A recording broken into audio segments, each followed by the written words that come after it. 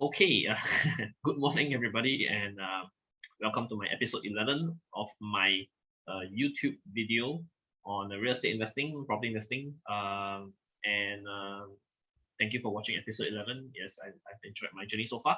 And today we're going to talk about something a bit different, which is about good class bungalows in Singapore, right? And of course, I'm good class bungalows. I'm not trying to promote good class bungalow for sale here. I mean, that's a different league of property than what I typically do. But I'm gonna recommend something which I think you will find very interesting.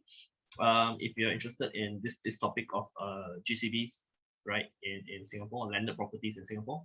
But let me introduce myself first. So, Director of Outbound Marketing at Ryan speaking in Iskandar, Malaysia. So my name is Ryan. What's that, Ryan? 6,000 incoming supply in Johor. This is Thank you all. I'm writing. Thank you for attending today's presentation on Iskandar, Malaysia. So my name is Ryan Khoo, and I am a Malaysian. I'm a Singapore permanent resident. I've been in Singapore since 2009. I'm a property investor. I've been investing in real estate since 2007. I made my first pot of gold back then. For those days, property was real cheap. I bought a lot, so I made money there one time. I made money a few more times later, up and down in different cycles.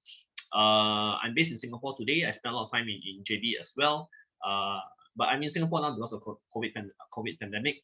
And I'm most known for talking about Iskandar, Malaysia. I'm a big believer in Iskandar, Malaysia. Although I know today Iskandar, Malaysia gets a lot of flack, a lot of bad rap, and a lot of investors lost money in Iskandar, Malaysia.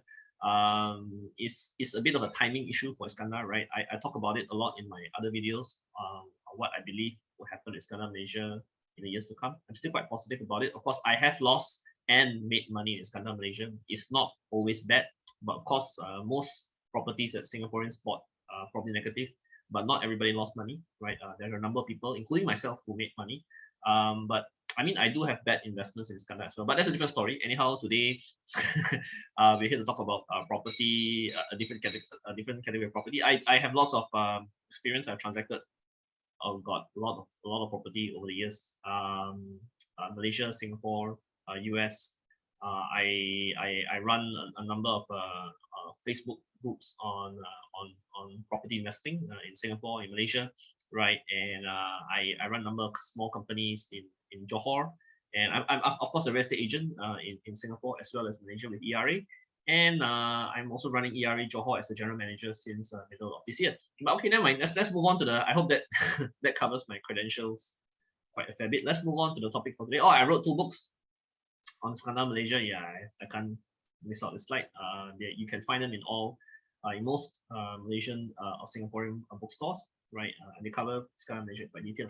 But today I'm here to talk about a topic called good class bungalows. And actually, the title of my topic, if you notice, is tech billionaires buying good class bungalows in Singapore, the GCBs. So you can see this slide in July last month, right? Basically, 3 tech billionaires.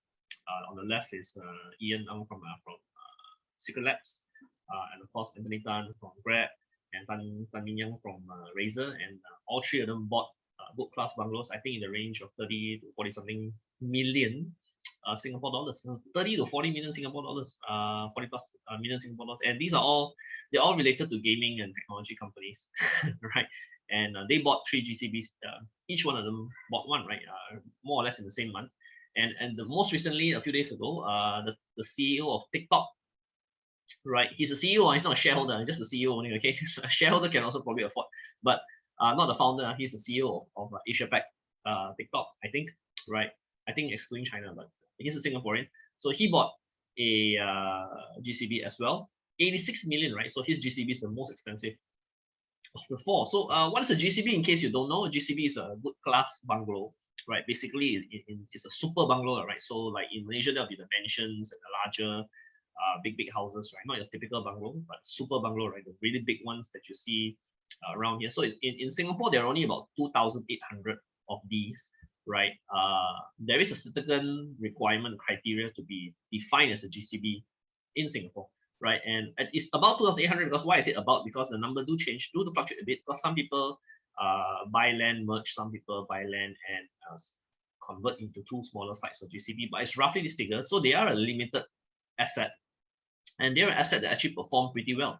Although normally trophy assets are defined, normally trophy assets are, people think that trophy assets don't really make money, right? It's just for show, right? But these trophy assets in Singapore really make money. A lot of owners who bought GCBs have made money, especially in the booming property market in Singapore recently, right? So yeah, so 30, 40 million, they go as high as 100 over million, 150 million Sing dollars, right? And that's a lot of money. You can buy buildings, right? Hotel buildings, office buildings in Malaysia or in Philippines or in Thailand, Australia, even with that kind of money, right? So, but yeah, but in Singapore, that is what you pay for a GCB, right? It's a huge amount of money, right? And of course, if you go to the next category of houses, right, you have what we call the Santosa Cove bungalows, right? A Santosa Cove bungalow on Santosa Island in Singapore, between 10-20 million, right? Roughly about there. And they are 99-year leasehold. They are not freehold because they can be bought by foreigners. So landed property in Singapore can only be bought by foreigners, but landed property in Singapore can only be bought by citizens, but the ones in Santosa Cove are available to foreigners. So it's the only place where foreigners, non-Singaporeans, can buy landed property. So that's why Santosa Cove fulfills a certain niche, even though they are 99-year leasehold, right? And if you go one more level down, the typical freehold intermediate landed home in Singapore is roughly 3-4 million Singapore dollars on average, as high as 5-6 also possible, right? The leasehold ones are probably a bit cheaper. Smaller ones also probably a bit cheaper. But when I say small landed homes, they're pretty small, right? But the typical one in Singapore about 3-4 million Sing. So I think with that, I more or less given you a rough indication of how landed properties are broken down in Singapore, right? But and so they're not expensive, but they're not cheap, right? They're pretty expensive stuff, right? So but what is the good deal that I'm trying to share here today? So I'm trying to give you show you something which I think this 30% is also not very correct. It's actually closer to 10%, right?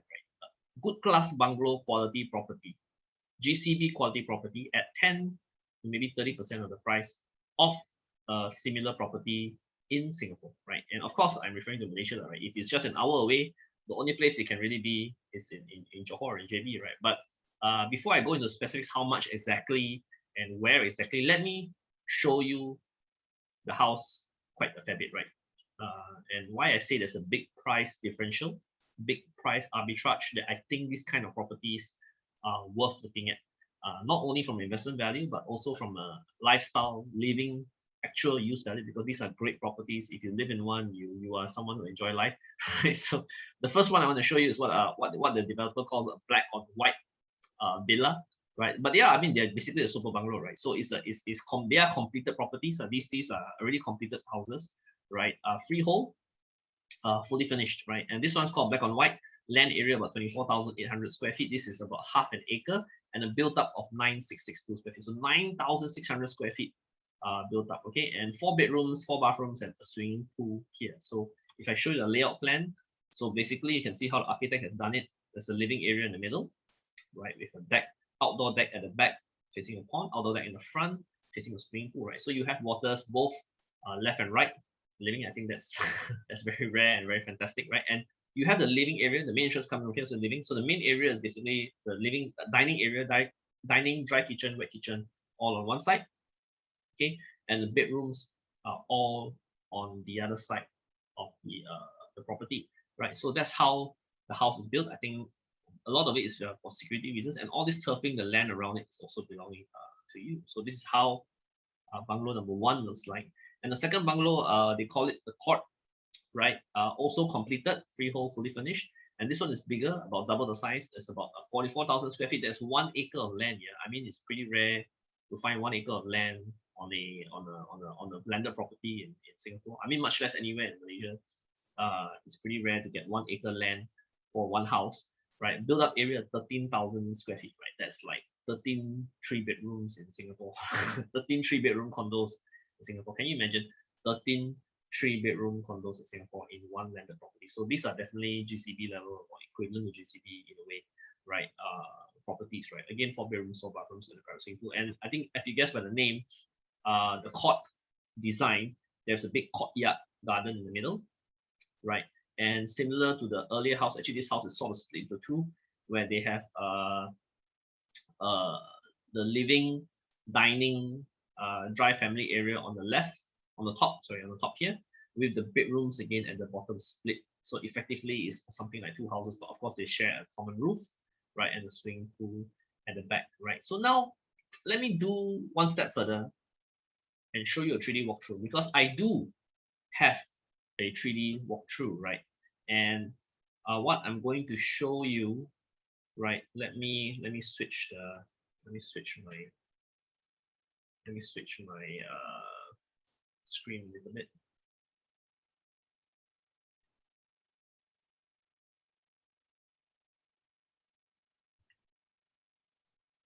To let you see the 3D walkthrough. Okay.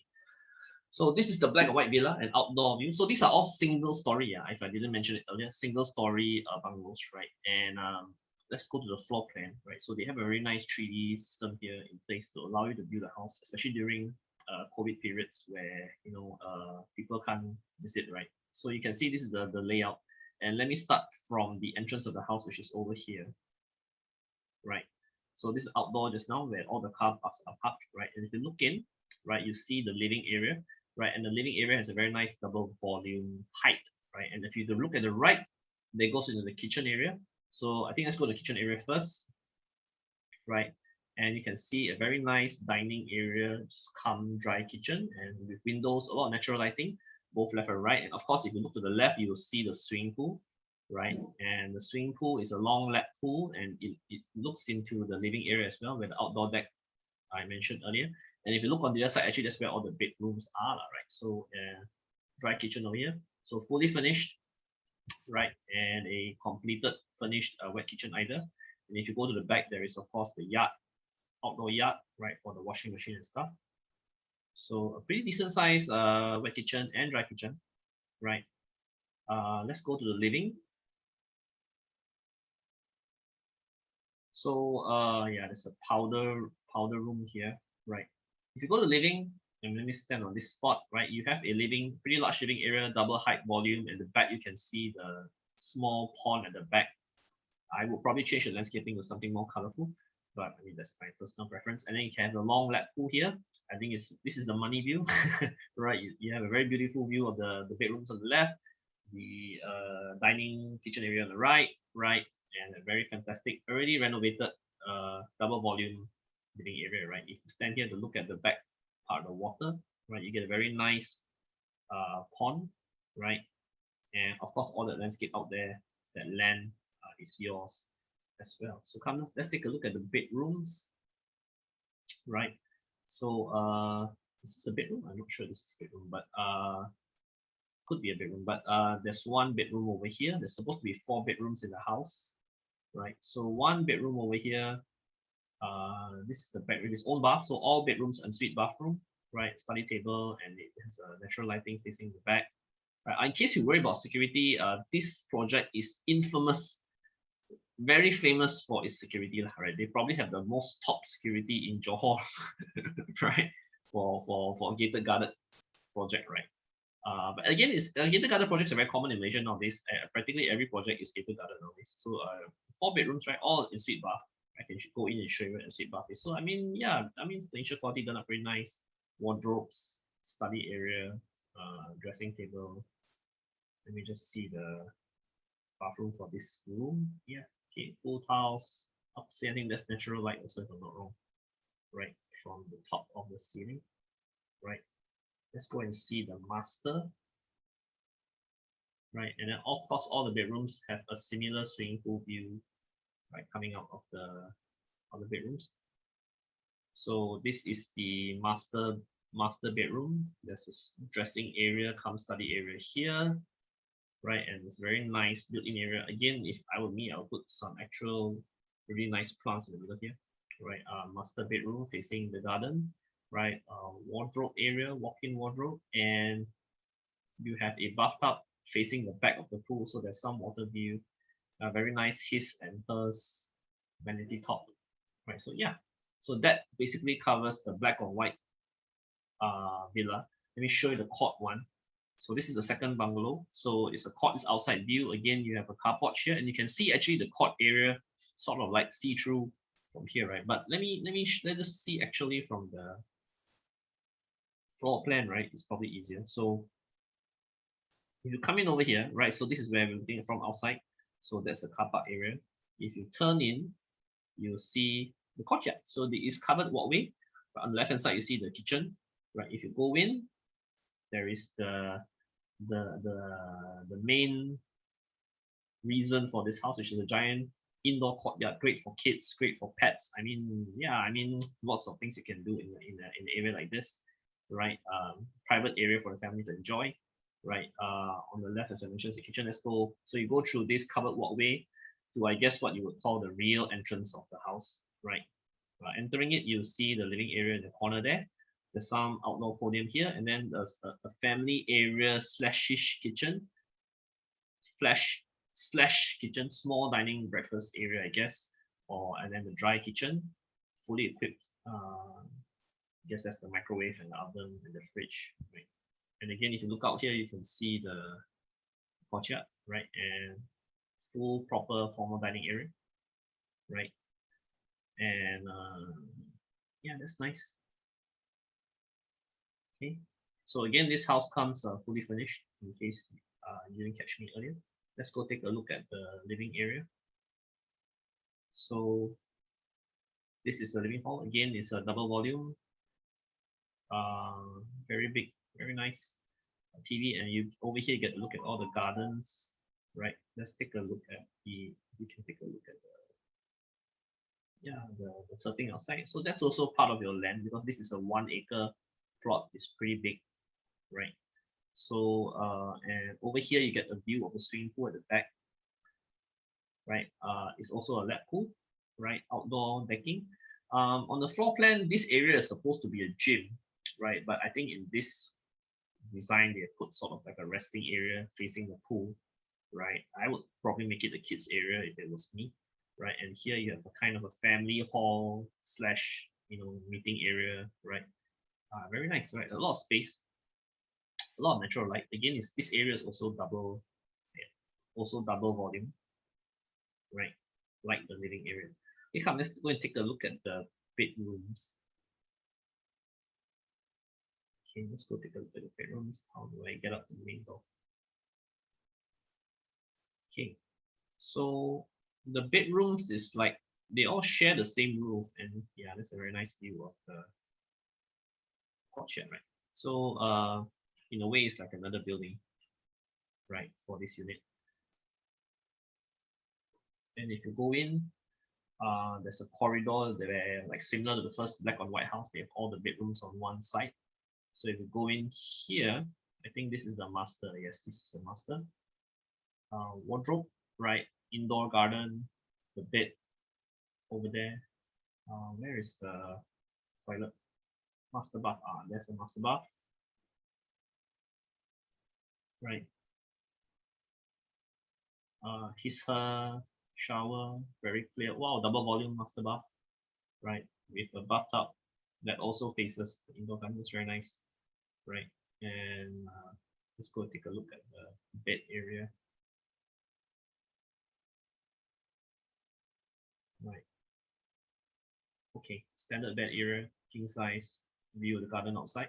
Okay, let's go take a quick look at the rooms. So again, like the first house, 4 bedrooms, right? I think the extra square footage comes from just now you saw the larger kitchen area and the family hall. So again, 4 bedrooms with ensuite baths, right? Let's go take a look at the next one.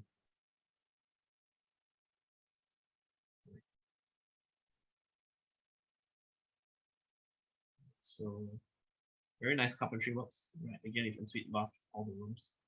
So 4 bedrooms is quite decent, I guess.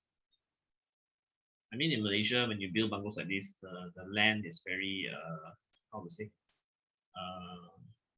a lot of space is used for the living spaces are very generous already. I mean, in Singapore, this is probably the size of the living and the dining, the typical private condo, right?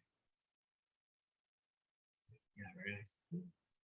It's like the wardrobe and the bathroom is built in together. So that's the court house, right? And of course, a court house, as I mentioned, the key selling point is this very spacious and multifunction courtyard area, right? Which I guess there's lots you can do with it. So let me go back to my slides.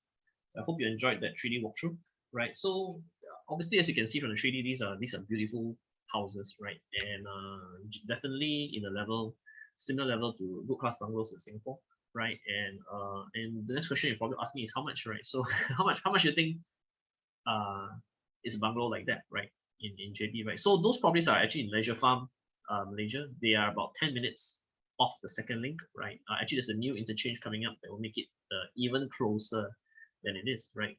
And 10 minutes drive, right, from second link Singapore. And it's a very popular place for lots of high net worth expats, foreigners to live there. And very popular for green living, being close to nature. And of course, you wake up, fresh air. Of course, top-notch security, right, for places like this. And a property like that is actually around 11 to 13 million ringgit, right? So in Singapore dollars, that's about 3.5 to 4 point something million Sing dollars, right? So what it would take you to buy a landed property in Singapore. But of course, for this, you get a lot more, right, as per what you saw in the 3D just now, right? So and if you think about it, comparing to Singapore GCB prices, right, we're talking about whether 10%, 20%, 30%, right? The price differential is huge. I'm not talking about 10, 20% discount, right? 10, 20, 30% off an equivalent house in Singapore. And actually in Singapore, it's unlikely you will find equivalent house because Singapore, you will never build single story houses like that, right? GCBs are maximum 2 stories, but in Singapore, you will never, on such a land, you will never build houses like that, right? So yeah, so so it's a steal, yeah. And actually, and why I say it's a steal, because typically when we compare Malaysia property to Singapore property, the price differential is normally half, 1/3, right? 1/3 to half, 1/3 is pretty, I mean, not saying very common, but I mean, it's, you can see good properties 1/3 of what Singapore equivalents are, right? But a better price range is about half or equivalent, right? But when we say 10% of what the Singapore equivalent is, right? I think that's a pretty big price disparity, right? Especially for quality buildings like this. So is that correct, right? Is that correct? So I mean, that's why I think and even if you compare to KL, right? KL also has a market for super bungalows like this, but KL super bungalows are not so cheap, right? A property like that in KL will be 20 something million ringgit, right? Equivalent, right? You will not get it in like 11, 13 million ringgit kind of price in KL. It'll be roughly double the price in KL. Right. So and why is that? I suspect, I mean, there's a couple of reasons. Number one, of course, JB is a fairly smaller population, right? And it doesn't have that many high net worth kind of residents compared to KL or Singapore, right? So that's why it's cheaper, right? But I think that's about to change, especially when there's an RTS, which is basically the MRT between Singapore and JB, right? Changing, right? And for a long time, one reason why I've been a big advocate of Iskandar is because travel time will improve, right? And it will continue to improve over the years, right? Of course, Malaysia has its fair share of problems now, but the RTS is under construction. Both sides, Singapore and Malaysia, have approved the budget for it, and it's under construction right now. Completion is 2026, right? Roughly 5 years from now. And when that is ready, more and more people in Singapore realize how much value there is in Malaysia. Today it's difficult to go to Malaysia because of traffic jams, and of course, okay, now it's even border closure, right? But but